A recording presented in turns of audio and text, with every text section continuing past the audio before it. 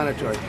The wall is a fraction of the kind of money in many different ways that Mexico takes in from the United States. 미국과 멕시코 국경에 장벽이 세워집니다. 어떤 언론은 안전대책이라고 보도하고 다른 언론은 인도적 문제라고 말합니다. 같은 사건인데 왜 이렇게 다를까요? 한국에서도 마찬가지입니다. 검찰 개혁이 시급하다는 것을 거듭 강조했습니다. 검찰 개혁을 요구하는 시민들이 서울 서초동 대검찰청 앞에 다시 모였습니다. 문재인 정부 시절 검찰 개혁이 추진됐습니다. 어떤 언론은 권력기관 개혁이라고 했고 다른 언론은 정권에 유리한 개혁이라고 했습니다. 같은 정책인데 왜 이렇게 평가가 다를까요? 우리가 보는 뉴스 정말 객관적일까요? 우리는 세상을 있는 그대로 본다고 생각합니다. 하지만 정말 그럴까요? 프레임이란 우리가 세상을 바라보는 렌즈와 같습니다. 같은 사건이라도 어떤 단어를 사용하느냐에 따라 의미가 달라집니다. 지난 총선 때 노동법 관련 논의가 있었습니다. 한 언론은 노동개혁이라고 보도합니다. 다른 언론은 노동권 후퇴라고 표현합니다. 같은 정책인데도 완전히 다른 의미가 되죠. 왜 이런 일이 일어날까요?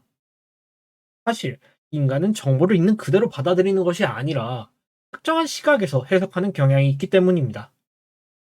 1981년 행동경제학의 주요 개념인 전망 이론을 주장한 공로로 노벨 경제학상을 수상한 데니얼 카너먼과 에이머스 트버스키는 심리학 실험에서 참가자들에게 신종 전염병이 퍼진 가상의 상황을 제시했습니다.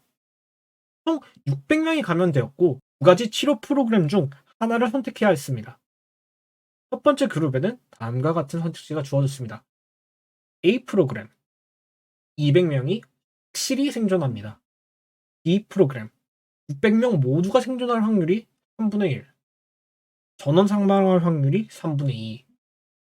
대부분의 참가자는 안전한 선택인 A 프로그램을 선택했습니다. 확실한 생존이 보장되기 때문이죠. 두 번째 그룹에는 같은 상황이지만 다른 표현의 선택지가 주어졌습니다. C 프로그램 400명이 확실히 사망합니다. D 프로그램 3분의 1의 확률로 아무도 죽지 않으며 3분의 2의 확률로 600명 전원 사망. 놀랍게도 이번에는 참가자들이 위험을 감수하는 D 프로그램을 더 많이 선택했습니다. 하지만 사실 A와 C, B와 D는 완전히 같은 결과를 의미합니다. 단지 표현이 다를 뿐인데 사람들의 판단이 달라진 것이죠. 이처럼 같은 사실이라도 어떤 프레임을 사용하냐에 따라 사람들의 판단과 감정이 달라질 수 있습니다. 이제 뉴스에서 어떤 단어를 선택하냐에 따라 그 사건이 긍정적으로 보일 수도 부정적으로 보일 수도 있다는 걸 알 수 있습니다. 그렇다면 우리가 보는 뉴스는 정말 중립적일까요? 같은 사건인데 뉴스마다 보도가 다르게 되는 걸 본 적 있나요? 한쪽에서는 부자 감세라고 부르고 다른 한쪽에서는 경제 활성화 정책이라고 합니다. 정책인데 완전히 다른 느낌이 들지 않나요? 2021년 미국 국회의사당에서 일어난 사건을 기억하시나요? 어떤 매체는 시위라고 보도했고 어떤 매체는 폭동이라고 말했습니다. 같은 사건인데 언론이 선택한 단어 하나가 전혀 다른 인상을 주죠. 프랑스에서는 정부의 경제 정책에 반대하는 시위가 일어났습니다. 어떤 매체는 시민의 저항이라고 보도했고 다른 매체는 폭력적 시위라고 표현했습니다. 같은 시위라도 프레임에 따라 인식이 달라지는 겁니다. 우리는 매일 이런 프레임을 접하고 있습니다. 실제로 뉴스 프레임은 단순한 단어 선택이 아니라 사람들의 감정과 정책 결정에 직접적인 영향을 미칠 수 있습니다. 코로나19 팬데믹 당시 언론이 어떻게 보도했느냐에 따라 대중의 반응이 극명하게 달라졌죠.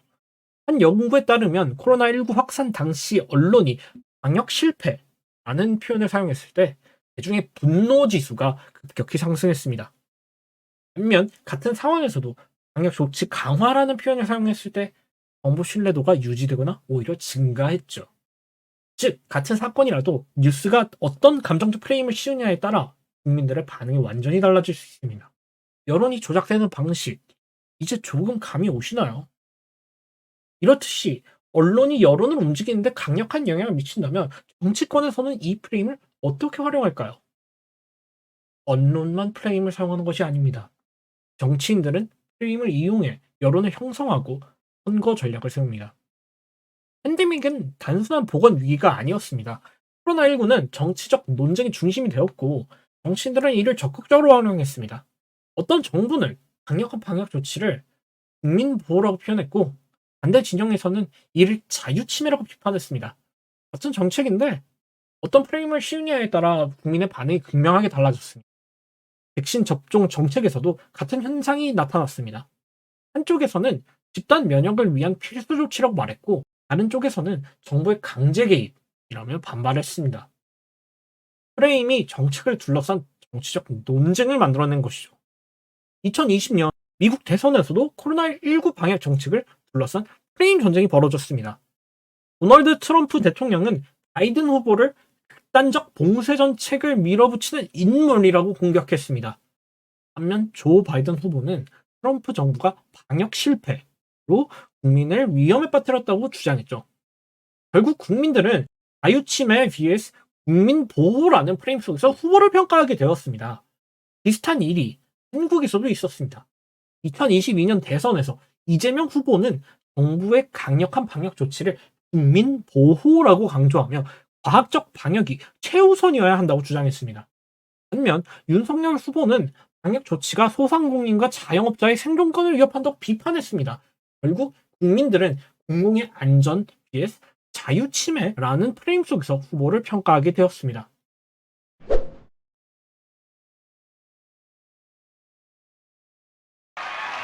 Governor Reagan, we just wanted to show you what the map of the United States looks like as of 8 o'clock tonight. Hey! It's all yours.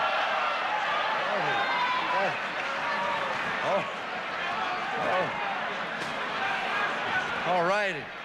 1980년 미국 대선에서 로널드 레이건은 강한 미국을 강조하며 지미 카터의 경제 정책을 불황이라는 단어로 정의했습니다.